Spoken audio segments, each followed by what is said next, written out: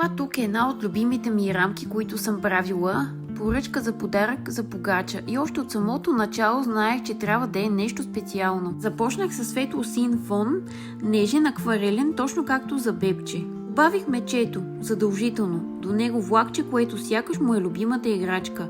Купчета с ръст, килограми и част и малко самолече, защото всяко дете си носи мечтите. А звездичките просто обичам да ги слагам, носят ми уют. Всичко лепя ръчно, елемент по елемент. Картоните са релефни, блестящи на слоеве, за да изглежда като мини сцена, не просто картинка.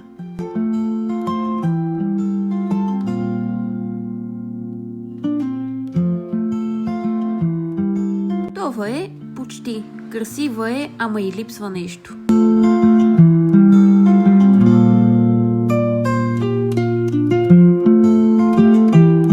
Светлините накрая. Ей, това е черешката. Толкова е сладко, че само като я погледнеш ти става топло.